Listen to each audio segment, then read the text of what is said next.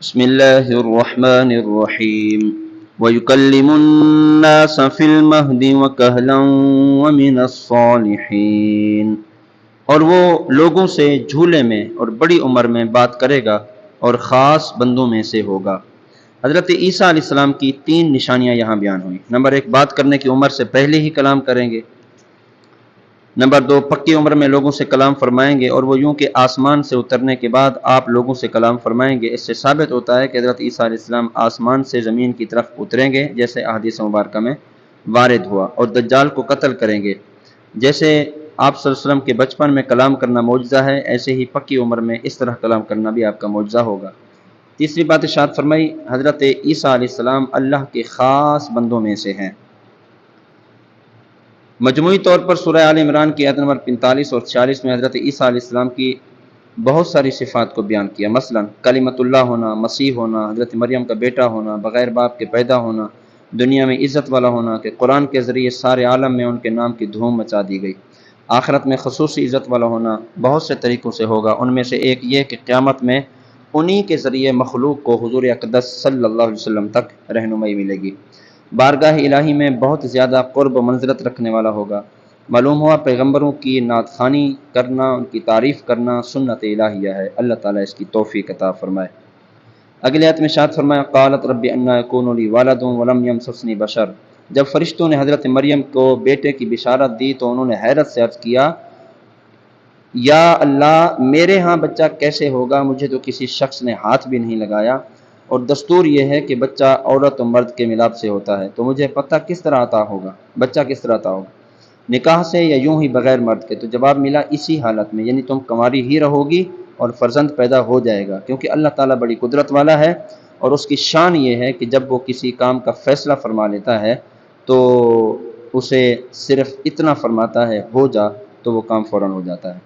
اگلی آیت میں ارشاد فرمائے، وَيُعَلِّمُهُ الْكِتَابَ وَالْحِكْمَةَ وَالتَّوْرَاةَ وَالْإِنْجِيلَ، اللہ تعالیٰ نے حضرت عیسیٰ علیہ السلام کو بنی اسرائیل کی طرف رسول بنا کر بھیجا، اور دلیل کے طور پر اس زمانے کے حالات کے موافق بہت سے معجزات عطا فرمائے۔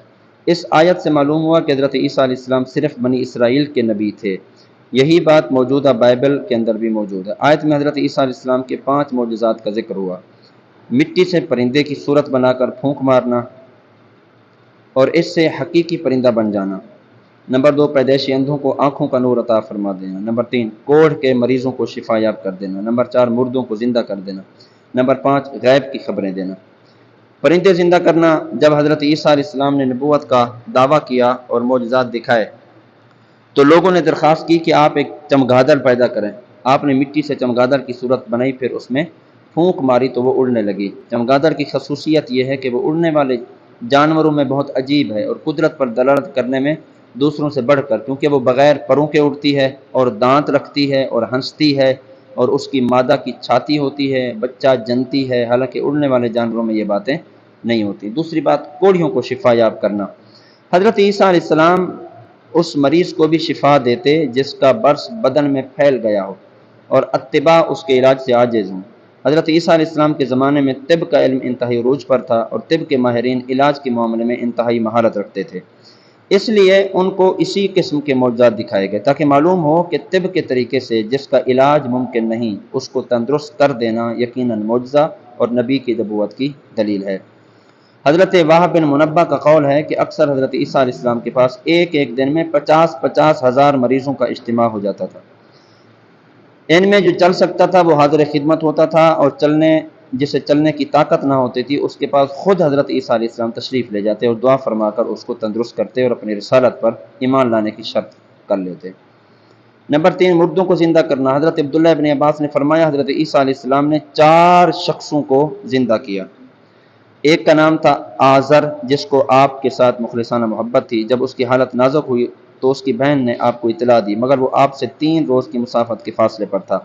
جب آپ 3 روز میں وہاں پہنچے تو معلوم ہوا کہ اس کے انتقال کو تو 3 روز گزر چکے۔ آپ نے اس کی بہن سے فرمایا ہمیں اس کی قبر پر لے چلو، وہ لے گئے تو آپ نے اللہ تعالیٰ سے دعا فرمائی، جس سے آزر حکم الہی سے زندہ ہو کر قبر سے باہر آ گیا اور مدت تک زندہ رہا، اس کے ہاں پھر اولاد بھی ہوئی۔ دوسرا ایک بڑھیا کا لڑکا تھا جس کا جنازہ حضرت عیسیٰ علیہ السلام کے سامنے جا رہا تھا، آپ نے اس کے لیے دعا فرمائی، وہ زندہ ہو کر جنازہ اٹھانے والوں کے کندھوں سے اتر پڑا اور کپڑے پہنے اور گھر آ گیا، پھر زندہ رہا اور اس کے ہاں اولاد بھی ہوئی۔ تیسری ایک لڑکی تھی جو شام کے وقت مری اور اللہ تعالیٰ نے حضرت عیسیٰ علیہ السلام کی دعا سے اس کو زندہ کیا۔ چوتھے سام بن نوح تھے جن کی وفات کو ہزاروں سال گزر چکے تھے، لوگوں نے خواہش کی کہ آپ ان کو فرزند عطا فرمائیں، یہاں بیٹھ جائیں، آواز آ رہی ہے، آپ ان کو زندہ کریں، چنانچہ آپ ان کی نشاندہی سے قبر پر پہنچے، اللہ تعالیٰ سے دعا کی، سامنے سنا کہ کوئی کہنے والا کہتا ہے عجب روح اللہ، حضرت عیسیٰ روح اللہ کی بات سن۔ یہ سنتے ہی وہ مرعوب اور خوف زدہ ہو اٹھ کھڑے ہوئے اور انہیں گمان ہوا کہ قیامت قائم ہو گئی، اس کی دہشت سے ان کے سر کے آدھے بال سفید ہو گئے۔ پھر وہ حضرت عیسیٰ علیہ السلام پر ایمان لائے اور انہوں نے حضرت عیسیٰ علیہ السلام سے درخواست کی کہ وہ دوبارہ انہیں سکرات موت کی تکلیف نہ ہو، اس کے بغیر انہیں واپس کیا جائے، چنانچہ اسی وقت ان کا انتقال ہو گیا۔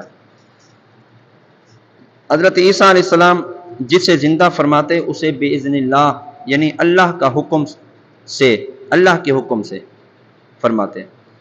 اس فرمان میں عیسائیوں کا رد ہے جو حضرت عیسیٰ علیہ السلام کی الوہیت یعنی خدا ہونے کے قائل ہیں۔ نمبر 4 غیب کی خبریں دینا۔ جب حضرت عیسیٰ علیہ السلام نے بیماروں کو اچھا کیا، مردوں کو زندہ کیا، تو بعض لوگوں نے کہا یہ تو جادوگر ہے اور کوئی معجزہ دکھائے، تو آپ نے فرمایا کہ جو تم کھاتے ہو اور جو جمع کر کے رکھتے ہو اس کی بھی تمہیں خبر دیتا ہوں۔ اور حضرت عیسیٰ علیہ السلام کے دست مبارک پر یہ معجزہ بھی ظاہر ہوا، آپ آدمی کو بتا دیتے تھے جو وہ کل کھا چکا اور جو آج کھائے گا اور جو اگلے وقت کے لیے تیار کر رکھا تھا بتا دیتے۔ آپ کے پاس بہت سارے بچے جمع ہو جاتے ہیں، آپ انہیں بتاتے تھے کہ تمہارے گھر میں فلاں فلاں چیز تیار ہوئی ہے، تمہارے گھر والوں نے فلاں فلاں چیز کھائی ہے، فلاں چیز تمہارے لیے بچا کر رکھی۔ بچے گھر جاتے اور گھر والوں سے وہ چیزیں مانگتے، گھر والے وہ چیزیں دیتے اور ان سے کہتے تمہیں کس نے بتایا ہے کہ ہم نے یہ کھایا؟ تو بچے کہتے حضرت عیسیٰ علیہ السلام نے۔ تو لوگوں نے اپنے بچوں کو آپ کے پاس آنے سے روکا اور کہا کہ وہ تو جادوگر ہے، ان کے پاس نہ بیٹھا کرو، اور ایک مکان میں سب بچوں کو جمع کر دیا۔ حضرت عیسیٰ علیہ السلام بچوں کو تلاش کرتے کرتے تشریف لے گئے، تو لوگوں نے کہا کہ وہ یہاں نہیں ہیں۔ آپ نے فرمایا اگر بچے یہاں نہیں ہیں تو پھر یہ مکان بند کیوں ہے اور مکان میں کون ہے؟ تو انہوں نے کہا کہ مکان میں تو سور ہیں۔ تو حضرت عیسیٰ علیہ السلام نے فرمایا ایسا ہی ہوگا۔ اب جب آپ چلے گئے لوگوں نے دروازہ کھولا تو وہ سب کے سب سور ہی بن چکے تھے۔ تو اس آیت مبارکہ میں بہت سارے عقائد و مسائل معلوم ہوتے ہیں۔ حضرت عیسیٰ علیہ السلام کو معجزات عطا ہوئے، انبیاء کرام کو اللہ کی طرف سے معجزات ملتے ہیں، بہت سے معجزات انبیاء کرام کے اختیار سے ظاہر ہوتے ہیں۔ یہ نہیں کہہ سکتے کہ انبیاء کو ان معجزات میں کوئی اختیار نہیں، ان کو اختیار ہوتا ہے۔ معجزات بہت سی قسموں کے ہو سکتے ہیں، حتیٰ کہ مردوں کو زندہ کرنے کا بھی معجزہ ہوتا ہے۔ اللہ تعالیٰ اپنے پیاروں کو اختیارات اور قدرتیں عطا فرماتا ہے۔ محبوبان خدا لوگوں کی حاجت روائی پر قدرت رکھتے ہیں اور ان کی مشکل کشائی فرماتے ہیں۔ محبوبان خدا عام عادات سے ہٹ کر مشکل کشائی فرماتے ہیں۔ محبوبان خدا کی قدرتیں عام مخلوق کی قدرت سے بڑھ کر اور بالا تر ہوتی ہیں۔ محبوبان خدا شفا بھی دیتے ہیں۔ اللہ تعالیٰ اپنے پیاروں کی دعائیں قبول فرماتا ہے، اسی لیے بطور خاص اولیاء کرام اور محبوبان خدا کی بارگاہ میں عرض کی جاتی ہے کہ آپ اللہ تعالیٰ کی بارگاہ میں ہماری سفارش فرما دیں اور ہمارے لیے دعا کر دیں۔ محبوبان خدا کے تمام اختیارات اللہ کی عطا اور اجازت سے ہوتے ہیں۔ محبوبان خدا کے اختیارات کا انکار کرنا سیدھا قرآن کا انکار کرنا ہے۔ محبوبان خدا کے لیے قدرت و اختیار ماننا شرک نہیں، ورنہ معاذ اللہ قرآن پاک کی تعلیمات کو کیا کہیں گے؟ شفا دینے، مشکلات دور کرنے وغیرہ کے الفاظ اللہ کے علاوہ کسی اور کے لیے بھی استعمال کرنا شرک نہیں، لہذا یہ کہنا جائز ہے یا رسول اللہ مشکل کشا اور دافع البلا ہیں، یا اللہ کے پیارے اولاد دیتے ہیں، کیونکہ حضرت عیسیٰ علیہ السلام نے فرمایا میں مردوں کو زندہ کرتا ہوں، میں لا علاج مرض کو اچھا کرتا ہوں، میں غیبی خبریں بتاتا ہوں۔ حالانکہ یہ سب کام تو رب کے ہیں، لیکن قرآن کہتا ہے کہ اللہ کے بندے بھی کر سکتے ہیں۔ محبوبان خدا غیب کی خبریں جانتے ہیں، جیسے حضرت عیسیٰ علیہ السلام گھروں میں رکھی ہوئی چیزوں کو بھی جانتے تھے۔ محبوبان خدا کے لیے علوم غیبیہ ماننا توحید کے منافی نہیں، بلکہ اللہ کی عطا کا انکار کرنا یہ توحید کے منافی ہے۔ اس آیت میں جتنا غور کرتے جائیں اتنا زیادہ عقائد اہل سنت واضح ہوتے جائیں گے۔ تو اللہ